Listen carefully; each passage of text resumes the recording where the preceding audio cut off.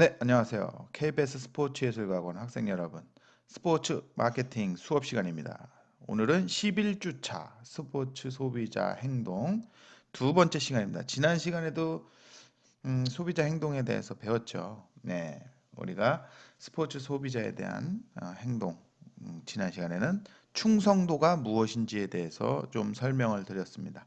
예전에는 계속해서 우리가 인지도에 대해서 알려드렸죠.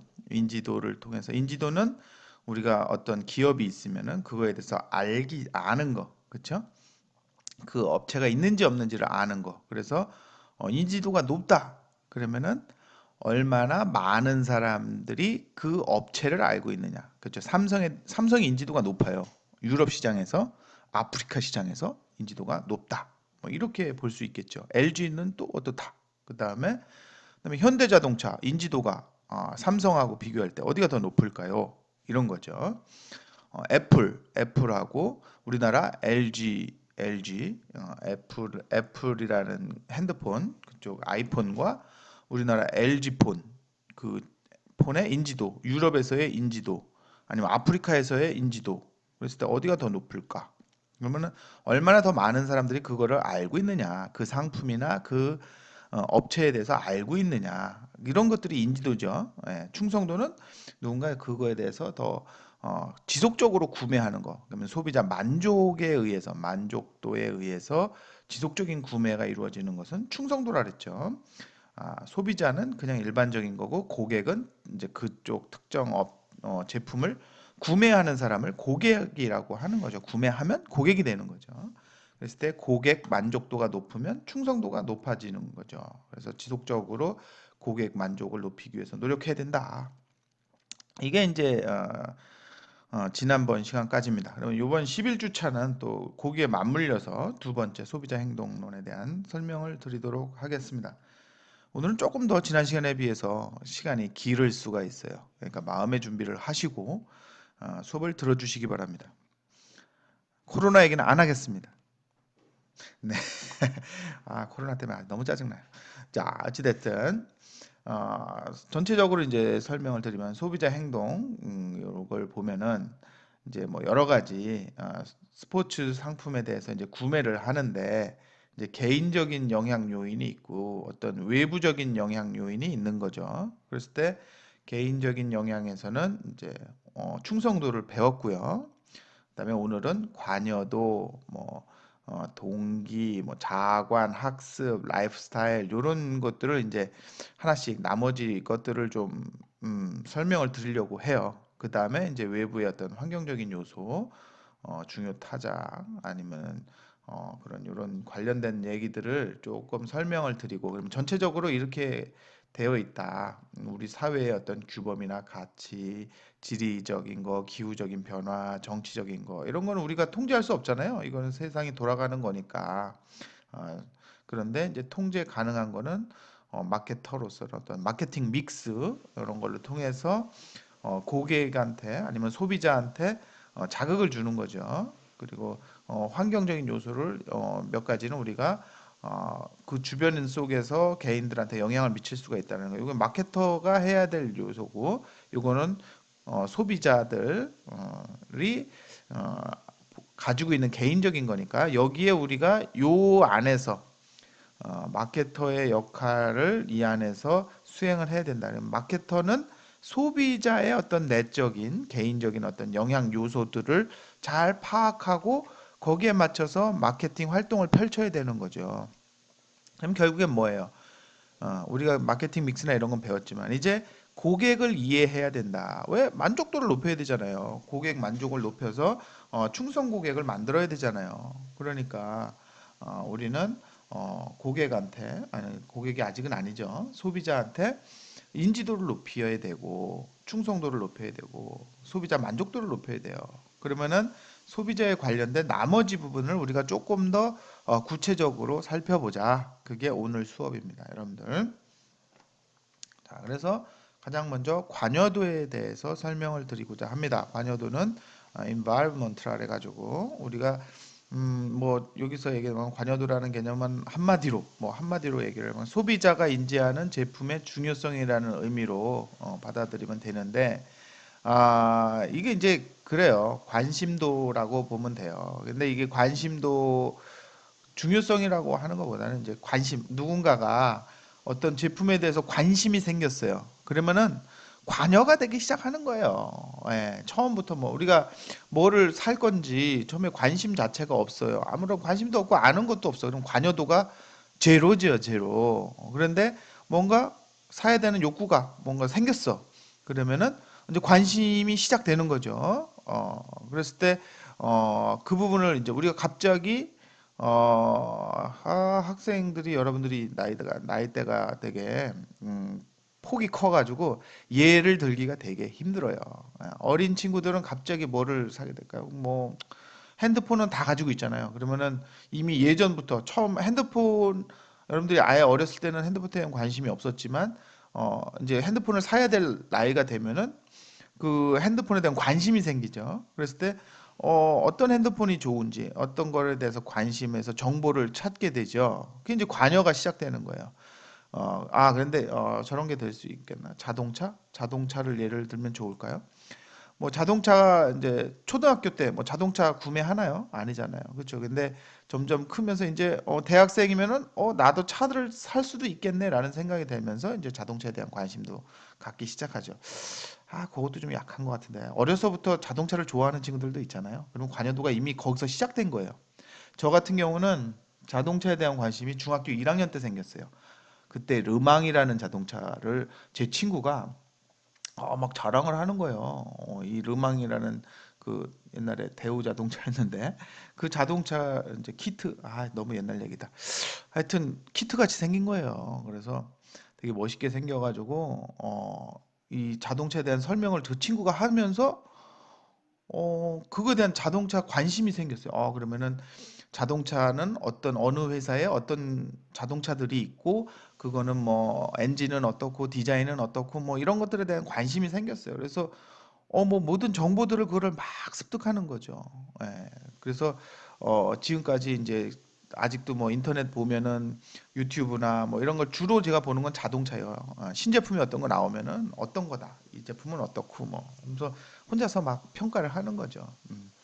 근데 뭐 요즘에는 여러분들은 갑자기 생기는 게 뭐 냉장고? 지금 너무 어렵네요. 말이 꼬였어요.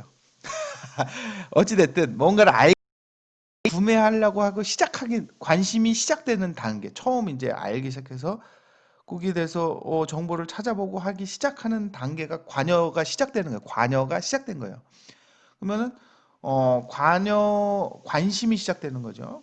그러면은 그 관여도가 낮은 거죠. 아직까지는. 근데 여러분들이 지금 뭔가 관심도가 높으면 축구에 관심이 높아요. 그러면 축구화가 됐든 뭐 어떤 친구는 축구를 좋아하면 축구화, 농구화 뭐 이런 것들이 있는데 여러분들이 뭐 펜싱 이러면 어때요?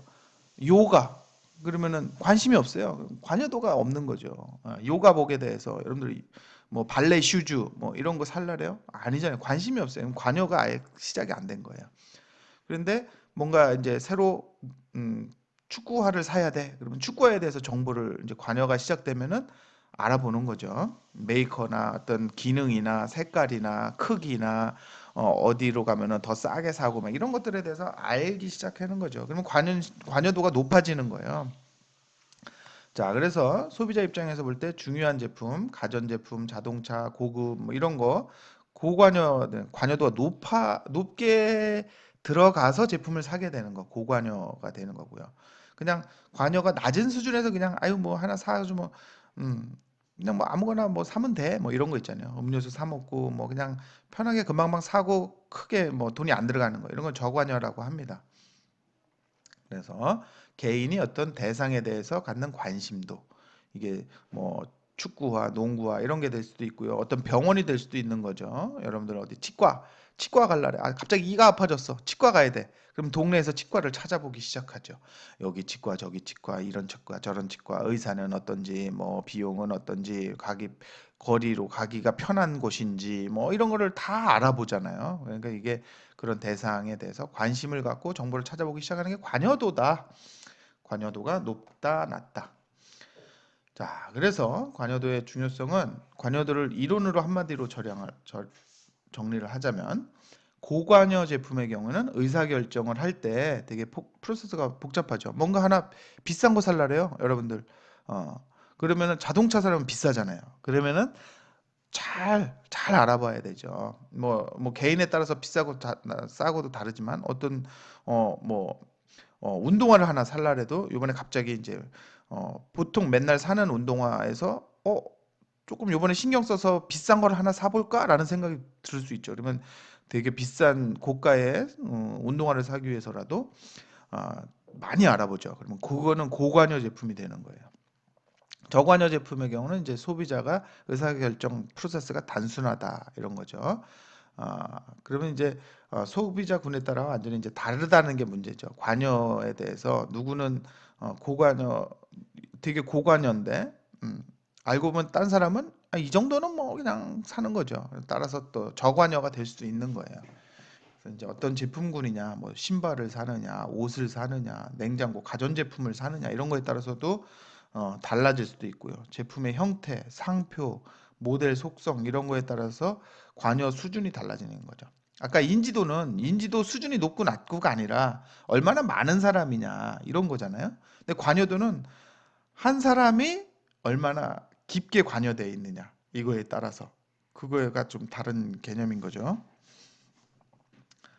그래서 이제 관여도는 이렇게 측정할 때 이렇게 측정합니다. 이게 관여가 높은 거 중요하다, 중요하지 않다. 이 제품 운동화 사는데 뭐 제품이 얼마나 관여가 되느냐 사람에 따라 다르죠.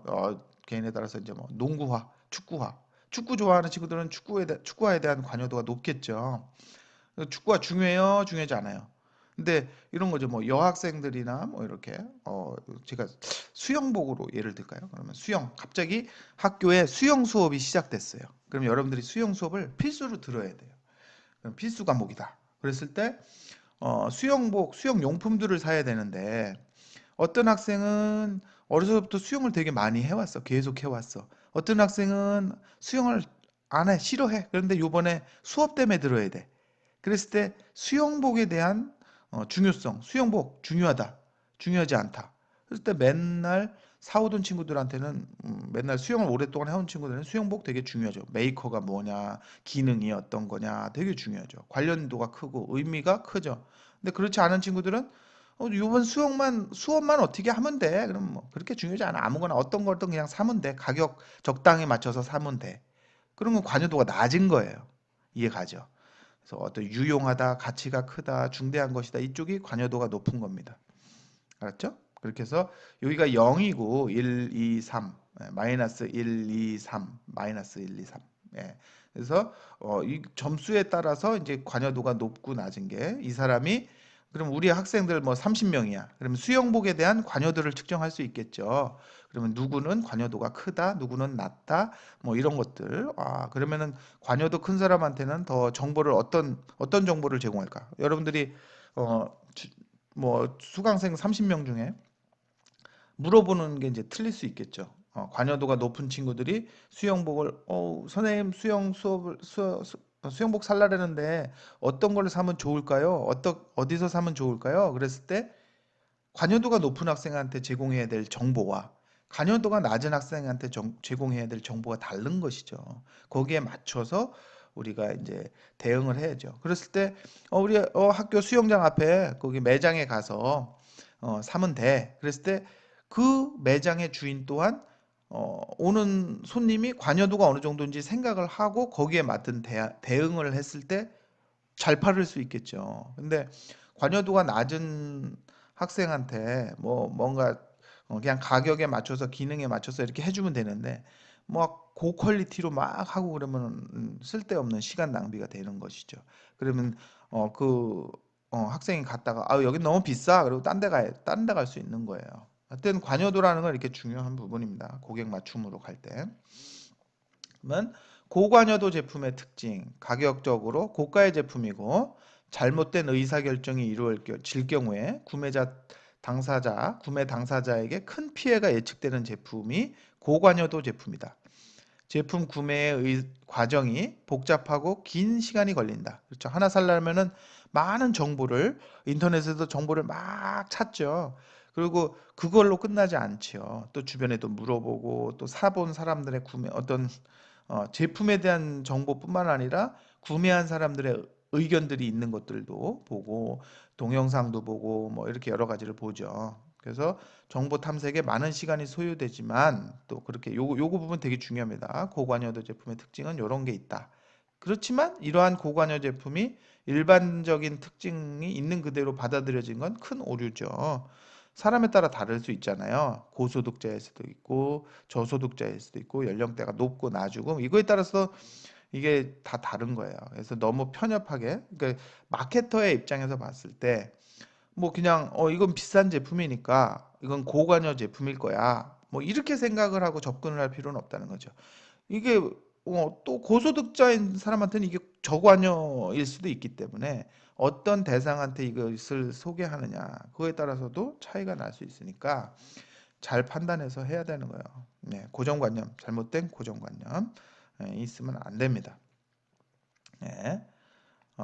단순한 가격이 비싼 제품의 고관여 제품이라는 등식은 성립하지 않습니다.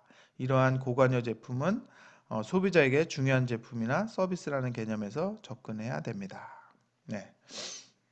그러니까 어떤 사람은 또 그쪽에 전문성이 필요하죠. 전문성이 이제 높은 측면, 전문화 과정에서 전문화 정도가 높은 사람들은 저소득이라도 그쪽에 또 비싼 거, 여러분들 매니아층들은 또 저소득이라도 내가 좋아하는 취향의 것은 또 고가라도 산단 말이에요. 그거는 고관여예요.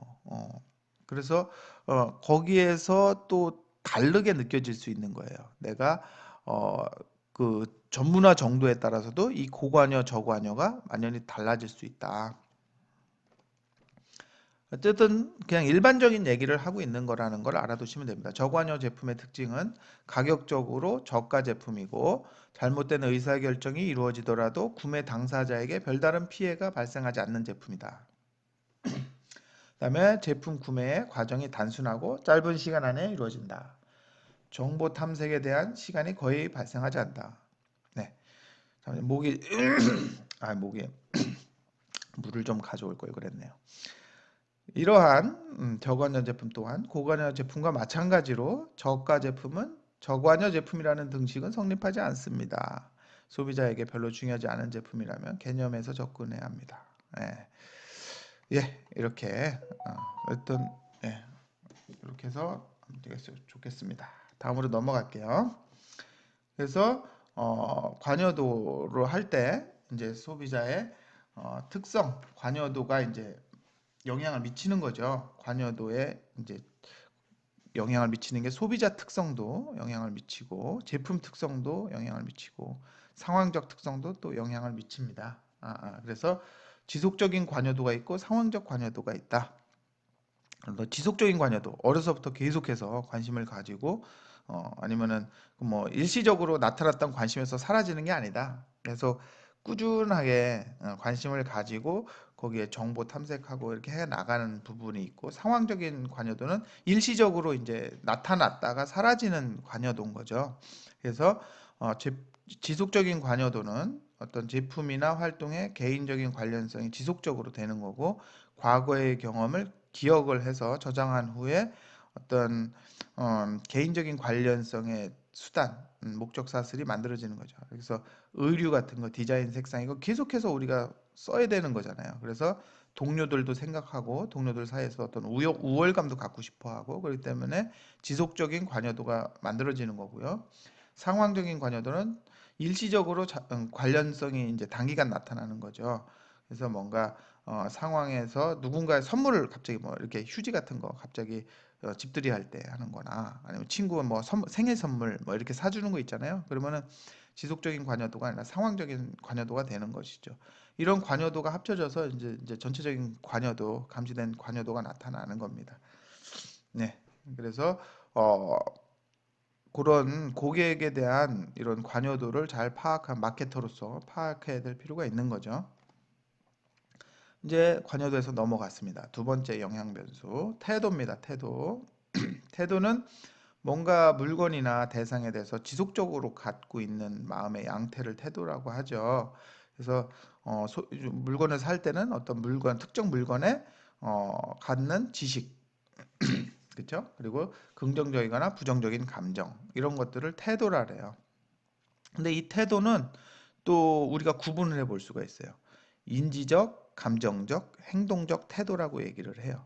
인지적인 태도, 감정적인 태도, 행동적인 태도. 그래서 특정 제품에 대해서 우리가 아까 관여도 했을 때 정보를 막 탐색하잖아요. 그러면은 그거에 대해서 계속해서 지식이 쌓이는 거예요. 어떤 신념이나 이런 것까지 가는 거예요. 핸드폰에 대해서 계속 뭔가 사고자 할 때 정보를 찾아서 머릿속에 지식을 집어넣고 이런 건 인지적인 태도예요. 감정적인 태도는 그에 대해서 뭐 그냥 감성적으로 그냥 받아들이는 거예요. 감성적이고 감정적인 거. 이게 감성적 혹은 감성적 태도라고 합니다. 좋고 싫은 거. 그래서 보통 우리가 제품 어떤 광고 같은 거 봤을 때 애플 같은 거, 아이폰 같은 거는 그냥 감성적으로 접근하죠. 근데 어떤 제품 광고를 보면은 인지적으로 접근을 하죠. 뭔가 이 제품 뭐가 좋고 어떻고요, 써보니 어떻고요, 어떻고요, 막 이렇게 정보를 제공하는 거예요. 근데 요즘 이제 현대자동차나 이런 것도 보면은 광고가 감성적으로 바뀌어가요. 그냥 느낌적으로 쓱 보고 이런 거구나. 그냥 좋은 감정을 갖게 만드는 거죠. 그래서 감정적인 태도가 좋게 만들어주는 그런 광고인 거예요. 그거는 그런 태도가 있고요. 행동적인 태도는 이제 직접 구매하는 거를 얘기를 해요. 어쩌면 인지적인 태도나 감정적인 태도가 어느 정도 쌓여가지고 그게 이제 구매까지도 이어지는 거예요.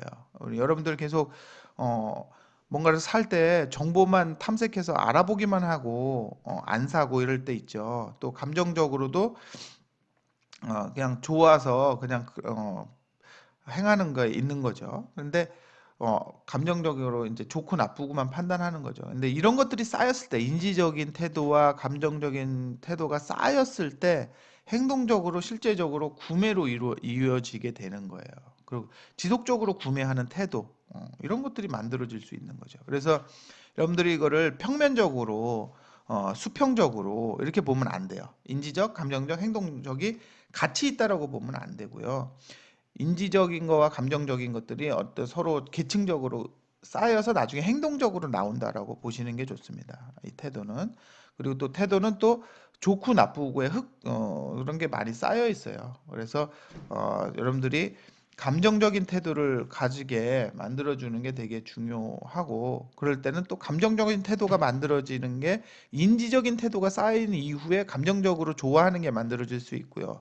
거꾸로 또 감정적인 태도가 만들어진 이후에 인지적으로 쌓이는 경우가 있어요. 인지적으로 찾아보고 머릿속에 지식이 쌓이는 경우가 있어요.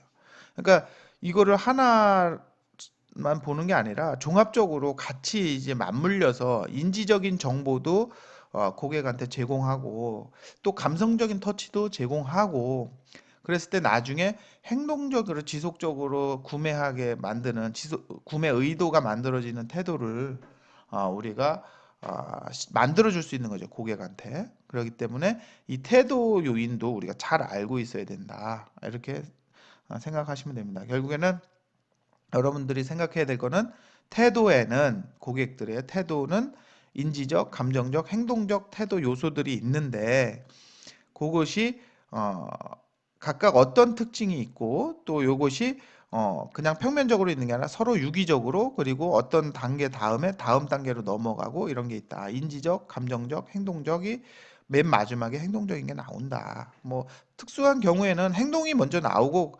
감정적으로, 인지적으로 다음 단계로 가기도 해요. 근데 우리가 마케터로서 고객한테 뭔가 홍보나 광고나 이런 것들을 해서 아니면은 어, 설명을 잘해서 구매로 이어지게 만들기 위해서는 어떻게 보면은 행동적으로 최종적인 게 행동적인 태도인 거죠. 그리고 인지적, 감정적으로 정보를 제공하는 거죠. 이제 이런 걸 있을 수 있어요. 여러분들이 판매자예요. 어떤 매장에서 근무를 해요. 그럼 아니면은 고객 상담을 해요.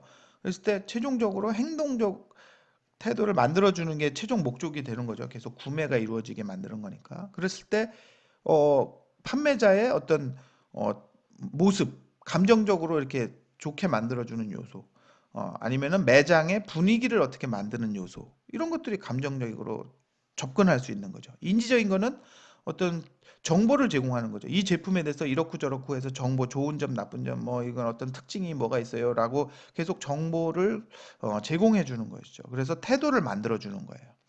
그랬을 때 지속적으로 어떤 제품에 대해서 어떤 태도를 갖게 되고 그 다음에 나중에 구매하게 되는 그러한 절차를 여러분들이 알고 있으면 상당히 도움이 될 거예요.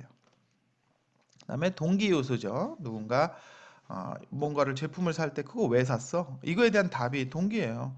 뭐 하려고? 옷이 필요하니까 샀지. 뭐 하려고 샀지. 그런데 그 동기를 뭐 1차적으로 고객이 얘기하는 동기가 있겠지만 실제로 숨겨져 있는 보이지 않는 동기도 우리는 파악을 하고 있어야 되는 거죠. 우리가 옷을 사는데 그러면 옷이 필요하니까 샀지. 이렇게 생각할 수 있죠. 그러니까 옷이 한 벌도 없어가지고 옷을 한 벌 사기 위해서 그래서 살 수 있는데 그거보다는 우리가 또 알고 보면 그런 거죠. 옷을 왜 샀어? 옷이 하나도 없어. 겨울인데 가만 샀어. 그럼 안전에 대한 욕구, 안전에 내 피부가 다치고 죽을 것 같으니까 그러니까 산 거죠. 밥 굶어 죽을까 봐 내가 굶어 죽을까 봐 사 먹었으면 생리적인 욕구죠. 그렇죠? 아, 그런데 그게 아니잖아요. 그러면은 밥을 사 먹는데 이거 사 먹을 수도 있고 저거 사 먹을 수도 있는데 같이 어울려서 먹으려고 사 먹었으면 사회적인 욕구죠.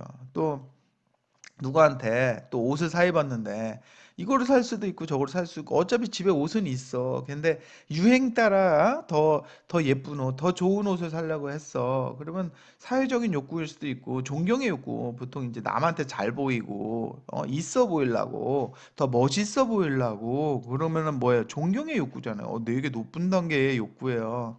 이런 것들을 우리가 생각을 해서 이 사람이 우리 매장에 와서 이 옷을 사는데 에, 안전의 욕구, 얼어 죽을까 봐, 얼어 죽지 않으려고 사는 거구나, 라고 거기에다가 정보를 제공하는 거하고, 남들한테 멋있어 보이고 잘 보이려고 사는 거구나 해서 정보를 제공하는 거하고는 다른 거예요. 그쵸?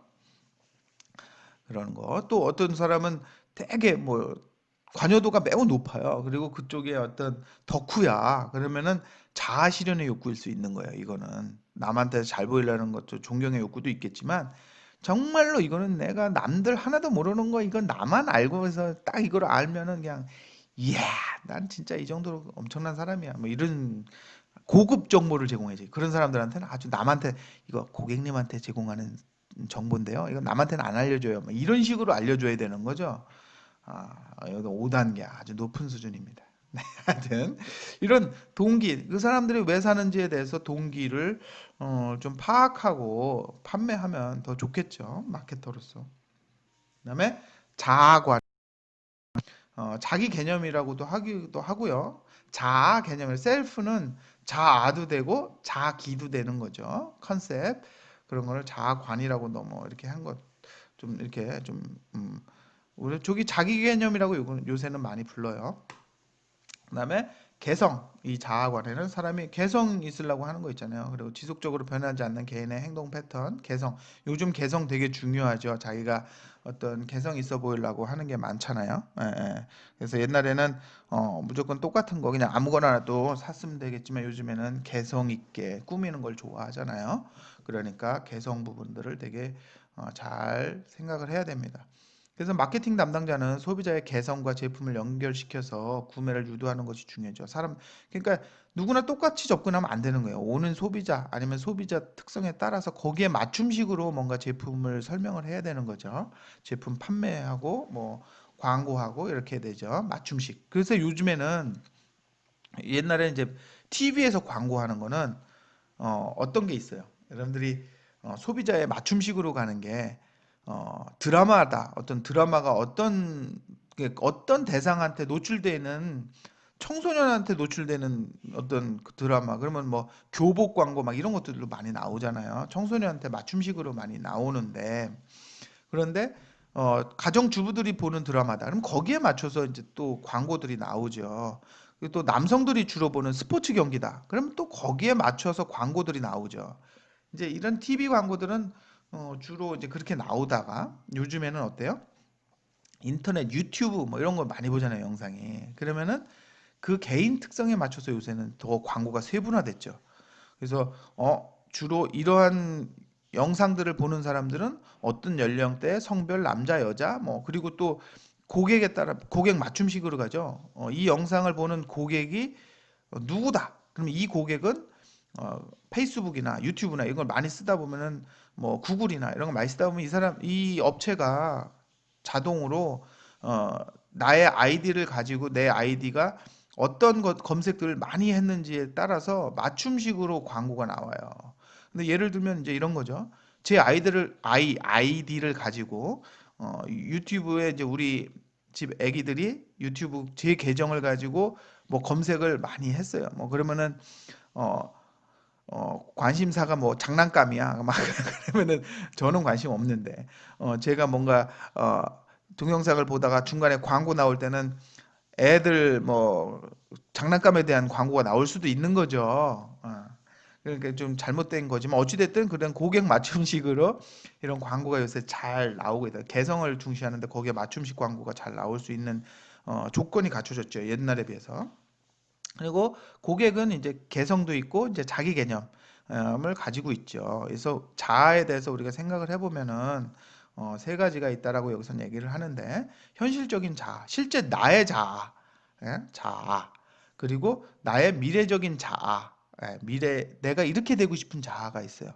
지금 원래 내가 존재하는 자아, 내가 생각하는 나, 현재의 나, 그렇죠? 그리고 미래에 보여지는 내가 되고 싶은 나, 그렇죠? 우리가 소비를 할 때 멋있어 보이려 그러잖아요. 근데 원래 내가 지금 멋있는 것도 있지만 앞으로 내가 더 멋있어 보이려고 하는 부분, 그래서 옷을 사고 뭔가를 핸드폰을 사도 내가 더 있어 보이는 핸드폰을 사는 사람들이 있잖아요. 그냥 기능 중심에 나 이거 그냥 이 정도 있으면 돼. 그래서 거기에 맞춰서 사는 사람도 있지만 나는 세련된 이미지, 더 세련된 이미지로 가려고 더 좋은 거를 사는 것도 있죠. 그러니까 얼리 어답터. 그래서 뭔가를 더 신제품을 막 사는 사람들도 있잖아요. 그리고 확장된 자아, 그런 이상적인 자아의 그 사이를 메워주기 위해서 지금 현재 나는 이런데 앞으로 미래에는 이렇게 되고 싶어서 그걸 메워주는 자아, 그거를 기능이 있으니까 거기서 소비가 일어난다는 거예요. 많이들.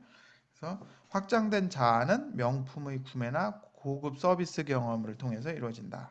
음, 이런 거. 그래서 고객이 어떠한 나의 모습을 연출하고자 하는가 이거를 좀 잘 파악하는 거 이거 중요하죠. 마케팅은 소비자가 채워지지 않는 부분을 어, 그거를 제품과 서비스로 채워줌으로써 고객 만족을 이끌 수 있다. 자아 개념. 요거를 잘 생각해 볼 수 있습니다. 여기서 더 나아가면은 사람들이 자아를 가지고 있는데 평생 가져가는 자아가 있고요. 바뀌지 않는 자아가 있고요. 그 어떤 직업군에서 나타나는 아니면 관심 분야에서 나타나는 아니면 취미 생활 분야에서 나타나는 그게 또 달라요. 자아 개념은 이 상황적 자아가 또 있어요. 어떤 학생들이 아니면 뭐 이런 거죠. 학교에서 보여지는 자아와 회사에서 보여지는 자아, 아니면 가족 간에서 보여지는 자아, 그 다음에 그것이 다른 곳으로 갔을 때 나타나는 자아, 이게 다 다릅니다. 네. 지금 마우스가 포인트가 안 움직이네요. 마우스를 다시 해서 진행을 하도록 하겠습니다. 잠깐 일단 마우스 배터리 갈아서 이제 잘 될 겁니다. 다시 돌아왔습니다. 다음으로 넘어가겠습니다. 네, 소비자 행동. 그다음에 이번에는 학습이에요. 소비자 행동의 어떤 대부분은 본능 반응이라기보다는 과거의 경험이나 사고라는 건 어떤 생각 체계에 의해서 학습된 결과죠. 예, 그래서 뭔가 학습을 하잖아요. 사람은 살아가면서 계속 학습을 하죠. 그다음에 인지적인 학습과 행동주의적 학습이라는 거를 알아두면 좋다. 사람들이 학습을 하니까 결국엔 구매 또한 어떤 계속 학습해 나가는 거잖아요. 그렇죠? 소비자가 사고에 의해서 이루어지는 학습, 뭔가를 배우는 거죠. 계속 배워서 인지적으로 배워서 알고 느끼고 산다, 행동한다 이런 거죠. 여기서 행동하는 건 뭐예요? 사는 거죠. 뭐 사는 거, 그렇죠? 그리고 알아나가는 거. 행동주의적 학습은 어떤 사람들이 느끼고 행동해서 배운다. 그죠? 사람들마다 또 다르죠. 어떤 사람들은 막 꼬치꼬치 까져가지고 배워가지고 그 다음에 이걸 어떻게 합리적으로 납득이 되고 막 그러면은 그 다음에 이제 사는 거죠. 어떤 사람은 그냥 그냥 느끼고 사서 그 다음에 배워나가는 거. 이런 거죠. 이런 것들은 사람들마다 다 다르니까 이런 학습 또한 학습 방식, 사람들이 어떤 학습 방식을 가지고 그런 물건을 소비 행동을 하게 되는가, 뭐 이런 것들을 알아두면 좋습니다. 개인적인 특성이잖아요, 그렇죠? 그리고 라이프스타일, 살아가는 방식이죠. 삶의 양식. 그다음에 라이프스타일 구성 요소로서 사람들은 활동하고 관심 보이고 의견을 갖고 있고, 이런 구성 요소를 가지고 어떤 진보적인 성향과 이성적인 성향, 전통, 보수적인 성향, 이렇게 가지고 뭐 행동을 하게 되는 거죠. 라이프 스타일이 어떤 영향을 미친다, 구매 행동에, 이렇게 생각하면 그것도 당연한 거 아니겠어요? 그래서 활동은 뭐 일, 취미, 이런 여가, 오락 뭐 이런 것들, 이런 활동들을 하는 경우에 이제 거기서 영향도 받고요. 관심 분야, 가족, 직업, 뭐 커뮤니티, 여가, 패션, 뭐 이런 관심 분야에 의해서도 영향을 받고요. 계속 삶 속에서 이런 것들이 이루어지고 있는 거죠. 꼭 구매를 위해서 이루어지고 있는 게 아니라 어떤 정치적인 견도 가지고 있잖아요. 의향, 뭐 성향, 뭐 이런 것도 가지고 있잖아요.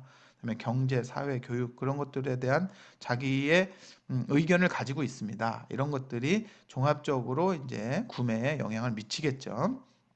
기본적인 성향이 어떤 사람은 진보적으로 가져가기도 하고, 어떤 사람은 이성적으로 가져가고, 어떤 사람은 보수적으로 가져가기를, 잘 안 바뀌는 거, 뭐 막 도전적으로 하는 거, 뭐 어떤 사람은 밥을 먹을 때 이런 거죠.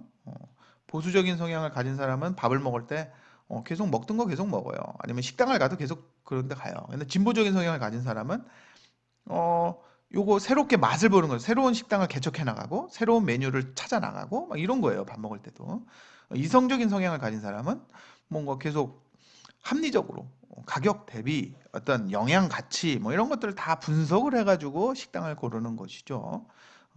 하여튼 이런 성향들이 어떤 생활 패턴 속에서 이렇게 나타난다. 이렇게 생활 패턴 속에서 나타난다라고 보시면 됩니다.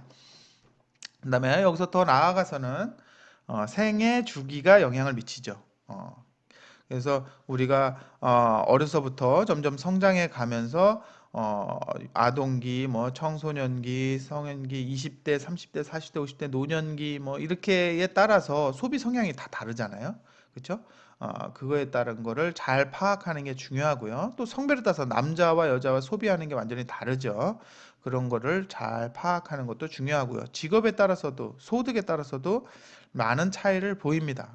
그래서 우리는 타겟 집단을 정하는 게 되게 중요하죠. 그렇죠? 우리가 세그멘테이션에서 세분화, 고객 시장 세분화에 대해서 배웠죠. 그리고 시장 세분화에서 내가 마케팅을 하고자 하는 타겟을 정하고, 그 타겟이 정해지면 생애 주기에 따라서 정해지고, 성별, 직업 이런 게 딱 세팅이 되면 거기에 맞는 우리가 소비자의 특성을 추려서 마케팅 활동을 하는 게 중요하잖아요. 그러니까 그런 것들을 우리는 잘 파악하고 있어야 되는 거죠. 그게 소비 행동에 영향을 미친다는 것을 이해해야 됩니다. 그다음에 사회적인 요인, 사회 환경적인 요인들도 많은 영향을 미치죠. 그래서 사회 계층이나 그다음에 준거 집단, 우리가 어떤 집단에 대해서 많이 도움을 기준으로 삼는 거죠. 아니면은 그 사람이 하는 얘기들을 많이 듣고 하죠. 뭐 가족, 친지, 뭐 친구들, 동료, 보통 친구들 얘기, 또 친구들 중에서 어때요? 특정 제품에 대해서 관심이 높은 친구들 있죠. 그 친구들한테 많이 우리가 물어보는 거예요. 그런 기준으로 삼는 집단, 준거 집단. 그렇죠? 그래서 준거 집단은 어떤 소비자에게 행사하는 힘은 전문성을 가지고 있는 거. 그리고 의사결정의 어떤 비교의 기준을 제공하고요. 어떤 또 내가 뭔가를 샀을 때 잘 샀어 뭐 이런 얘기도 또 해주고요. 근데 요즘에는 저런 것도 많이 삼는 것 같아요. 요즘에 인터넷 사이버 상에서의 어떤 특정 뭐 단톡방이든 카페든 뭐 이런 활동을 하면서 그 무리들에서 얘기하는 것들 소비 뭐 가족 뭐가 있을까요? 가정 주부들은 그런 동네 카페 그쵸? 지역마다 카페가 있죠. 그 카페에서 누군가 의견을 제공해 준 것들을 거기에서 기준으로 삼죠. 아, 이 사람들은 이렇게 사니까 나는 어떻게 사면 좋겠다. 아니면 거기다 또 물어봐요. 이거 이렇게 샀는데 좋은가요? 뭐, 아, 그거 괜찮아요. 뭐 이렇게 알려주고 뭐 이런 것들을 준거 집단이라고 합니다. 그런 집단들을. 그다음에 또 가족이 중요하죠. 뭔가를 살 때, 가족 중에서 뭔가 구매할 때 의사결정을 가지고 있는 사람들, 뭐 학원 같은 경우 어린이들은 또 학원 같은 경우는 아이들이 결정하는 게 아니라 부모가 많이 결정을 하게 되는 것이죠. 뭐 스포츠 센터에 수영 회원으로 아이들 어린이반 같은 경우 또 부모가 결정을 어느 수영장을 갈까, 뭐 어느 클래스에 누울까, 뭐 이런 것들은 부모가 많이 결정을 하죠. 그러면은 부모한테 마케팅을 해야지 애한테 마케팅하는 건 또 그런 것도 있고요. 또 뭐 어떤 경우는 다 비슷비슷해. 뭐 태권도장 그러면 가격은 다 비슷비슷해. 거기서 거기야. 그랬을 때 애한테 이렇게 어린이한테 잘 이렇게 설득하게 만드는 방법도 있고요. 그거에 따라서 이제 어떤 가족이 중요한 영향력을 미친다. 그것도 엄마가 중요할 수도 있고 아빠가 중요할 수도 있고 그거 다 다르죠. 예. 자, 그다음에는 거의 끝났어요. 이제 문화라는 건 너무 크죠. 그래서 거시적인 문화라는 건 국가적인 거 이러면은 뭐 우리 한국 사람들 뭐 인종적인 거 이렇게 큰 틀에서 한국 문화 이렇게 갈 수 있는 건데 그거는 우리가 건드릴 수 있는 부분이 아니잖아요. 그렇죠? 그리고 원래는 문화는 개인적인 문화도 있고 뭐 되게 포괄적이죠. 문화는 사람이 뭔가 해서 만들어낸 건 다 문화인데 생활 뭐 문화가 되고 무형 문화가 있고 유형 문화가 있잖아요. 그럴 때 그 근데 이제 큰 거시적인 차원에서의 문화는 여러분들이 우리가 건들기 힘드니까 그냥 이해하면 되고 전체적인 문화 속에서 간다. 그런 속에서 이해하면 되고요. 그다음에 미시적인 문화 쪽이 이제 더 중요하죠. 어떤 국적에 따라서 우리나라 같은 경우 이제 그런 건 좀 약하죠. 특정 외국인들이 많지 않으니까 여러 인종이 또 살지 않으니까. 근데 미국 같은 데는 되게 다인종 다국적이잖아요. 근데 우리나라에서는 오히려 연령이나 종교 뭐 이런 부분 연령에 따라서 성별에 따라서 종교에 따라서 뭐 아니면 지역에 따라서 문화가 좀 다르죠. 그 특성을 이해하는 게 더 중요합니다. 특정 집단에서 공유하는 문화적 가치로 각각 미시 문화에 맞는 마케팅 전략을 설정하는 것이 중요하다. 이렇게 보시면 됩니다. 네, 그래서 지금 문화까지 우리가 종합적으로 살펴봤습니다. 이렇게 했을 때 쭉 가서 이제 우리가 보면은 이렇게 여러 가지 소비자 행동에 미치는 영향에서 중요한 부분 오늘 관여도, 뭐 동기, 학습, 자아관, 라이프 스타일 요거에 대해서 종합적으로 살펴봤습니다. 그래서 이런 개인 고객이 아니면 소비자의 내부적으로 쌓이게 되는 이런 것들을 우리는 고객을 이해해야 되는 거죠. 그래서 이해를 높이기 위한 차원에서 이 수업이 오늘 진행이 됐다. 소비자 행동 두 번째 시간이었다. 11주차 두 번째 시간이었다. 이렇게 생각해 주시면 되고요. 또 일주일 동안 잘 보내시고 다음 주에 12주차 내용을 가지고 다시 찾아뵙도록 하겠습니다. 감사합니다.